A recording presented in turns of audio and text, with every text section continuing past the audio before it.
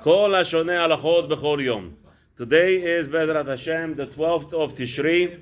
We are a few days away from Sukkot, Chag Sukkot, Bezrat Hashem. The mitzvot are continuing. Mitzvah number 21 is to remember and to speak about Yetziat Mitzrayim. Now, mitzvah number 22, we said quickly. It's going to be Pidyon Peter Hamor, to redeem your Hamor. The shiur is Nishmat Yecheskel Tanel Ben Rabbi Halevi Shlita. And also somebody called me yesterday, Yusufu family. Please don't be upset. You have to text me the name, the Yusufu family Nishmat over there. Somebody, Bezrat Hashem knows who it is. Anybody? And then Rafu Hashem Kol Israel Bechalam Lechaya Batlea Lechol Cholim. Hopefully also me with Hashem's help. Let's go. Mitzvah number 21. Sipur Yetziat Mitzrayim. L'saper be'inyan Yetziat Mitzrayim b'leila ha-15 b'Nisan. There's an obligation on the 15th of the night of Nisan to speak about Yetziat Mitzrayim. Kol echad kefik tzachut lishono. Everyone according to his the as they say, the smoothness of his tongue. We have an obligation to speak about and praise Hashem for all the miracles that He has performed for us.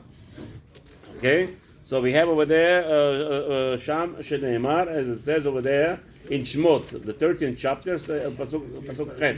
V'Hagadah levincha.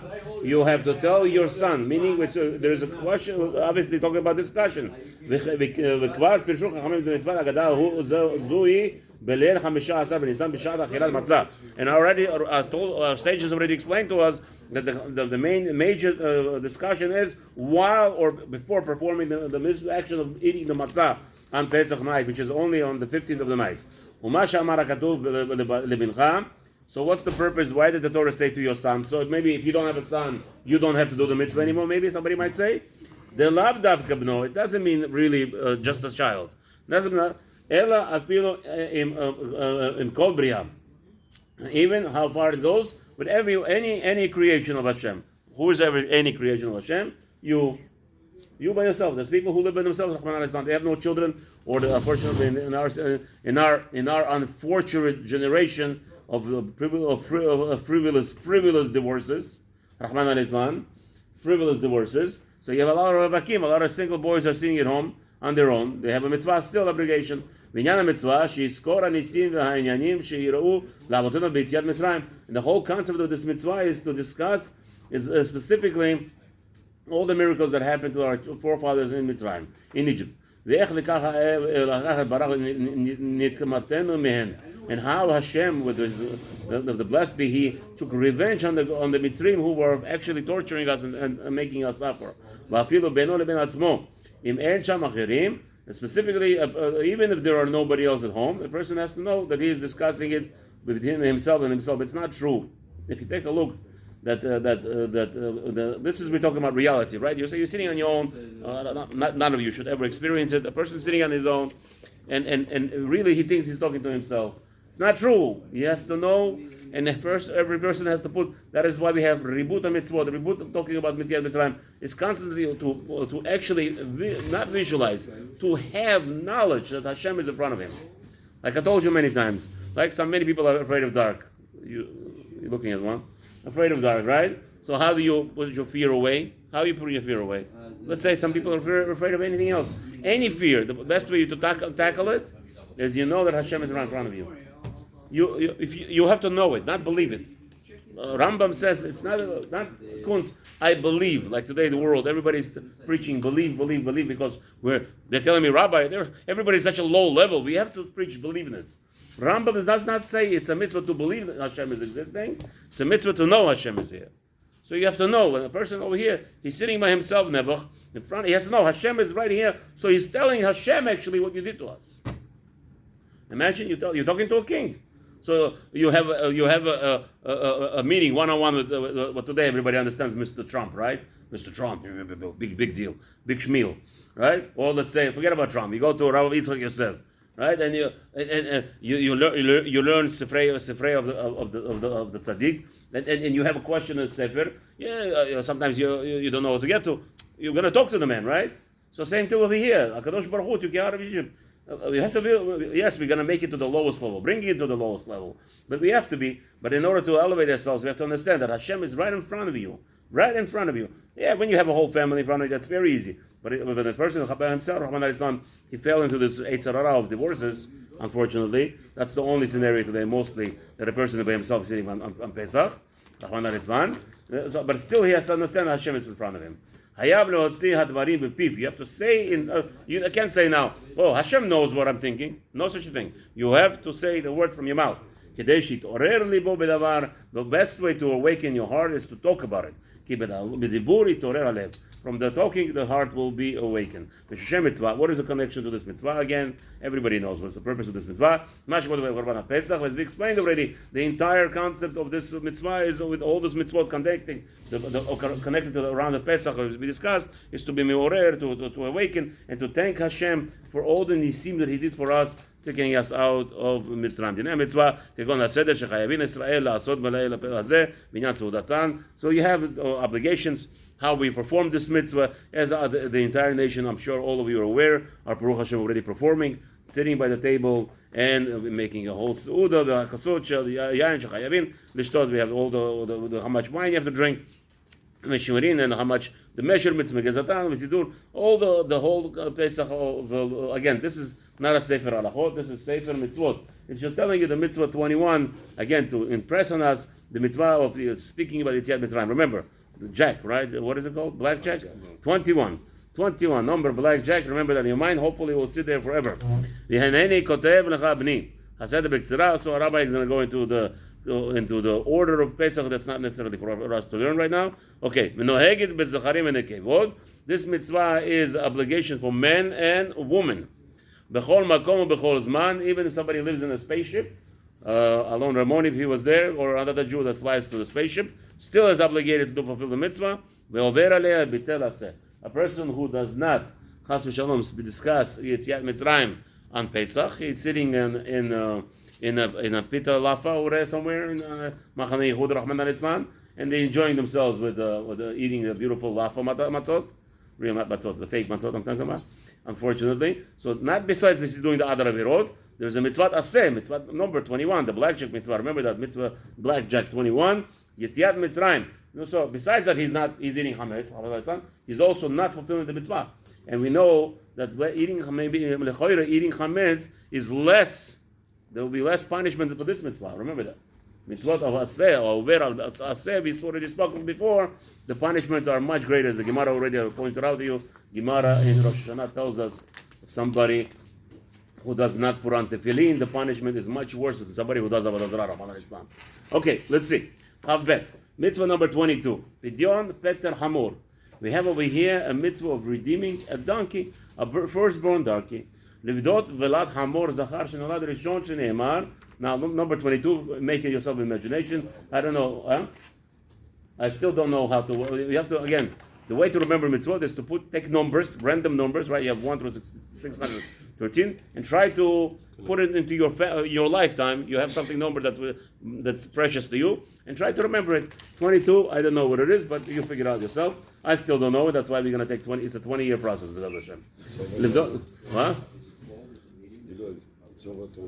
Okay, so it's good. Okay, whatever is easier for you to remember. No, so number 22 is going to be Peter Hamor, to redeem a firstborn of a donkey. Shneimar, as it says over there in Yud Gimel and Shmot, 13 chapter and 13 pasuk, the call Peter Hamor tivde baseh. You have to redeem every firstborn donkey with a seh, with a shepela, a ram, a lamb, a sheep.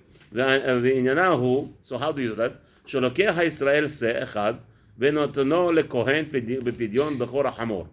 Okay, so he takes a seh, he takes this lamb, and he gives it to the Kohen.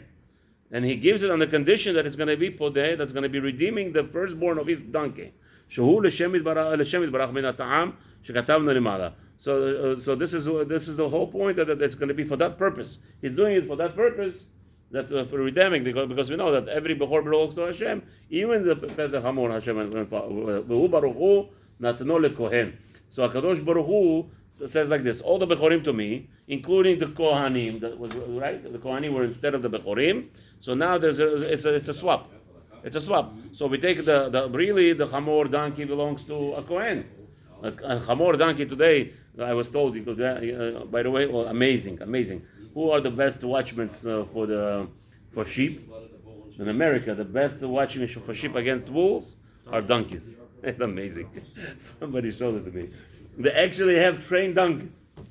$800 cost a donkey in America today. Maybe it was 3 years ago. Maybe now it's already $1,200. You never know with the inflation. There is a donkey that actually protects your sheep better than a dog. Why? Because first of all, donkey bites, breaks the bones of the wolves. The wolves are afraid of donkeys, and they're huge, and they run quick. They're not like what's his name, and they actually protect all the sheep. And by the way, they're free. They're free maintenance. Why? What do they eat? Grass. They eat grass. A dog you have to maintain. A dog you have to feed him food. You have to give him nutrition. You have to give him all the vitamins, all the right, all the things. So they found in America, Baruch Hashem. So my advice to all of you guys: when you buy a farmland and you get shipula, buy yourself few donkeys. It will protect your flock. Is that Hashem? Huh? You can make pigeon After that, you can make pidyon. There's actually people in Muncie that there was a mitzvah a few years back. I remember somebody had a pidyon chamor, but then they found out that it was actually a partnership with a goy, something. I don't know what happened there. Anyway, so it didn't go through. It was all over publicized. It was going to go through. It didn't go through. Okay. Anyway, but they did this in. What's his name? In Israel, Rabbi Yosef standing next to a sheep. They're doing Pesach Hamor over there a few times. You see these videos all over WhatsApp. Again, the donkey firstborn belongs to a kohen. So Hakadosh Baruch Hu says, if Israel wants it, he has to bring a shipda, which is much cheaper money, maybe $150 today, $200 you could buy a sheep, or against a donkey, which is $800. So which you choose your what's his name. But however, there was many times that the sheep cost more money than a donkey. So we will see. The mitzvah number 23, hopefully next Sunday, will be that you chose not to do that. Let's say what happens. We'll discuss that then.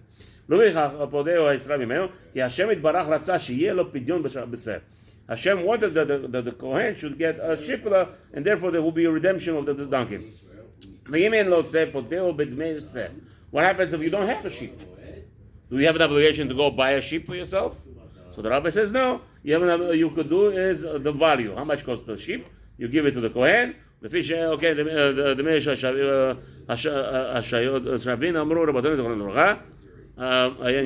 okay. So the question is, how do you value? Because it's not always the equivalency, and the market always fluctuates, right? So who wins? The rabbi said, if he's a person who wants to be mechashem this mitzvah, who values the mitzvah, he should give the higher value always for the redemption. Again, he has an option to bring a cheap sheep. Let's say he had the cheapest one, the most weakest. We don't have to bring the best. There's no mitzvah to bring the best sheep. You can give the cheapest sheep that you have, right? But so now the question is, which sheep are you gonna be? So what you gonna? He has no sheep at home.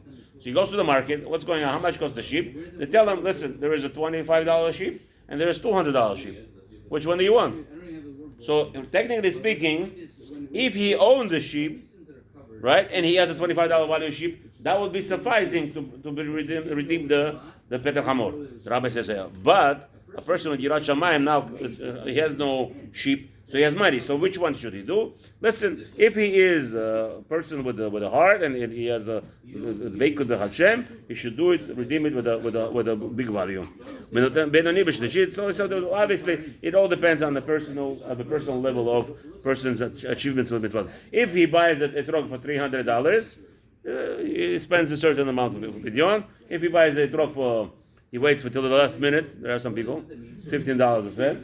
Right? They wait till the last minute. And the guy tells me, Rabbi, I bought this etrog at $15. Look at this beautiful etrog. And he prides himself. He's a bargainer. Because I look at the etrog, I say, listen, this etrog looks nice. But what can I do? He gypped the salesman. He waited till the last minute. The salesman is trying to make money for his parnasa. Whatever. That's the problem. It hurts us when other people make money. That's the problem. It's not called smart. What smart is a person who cares for other person to make money.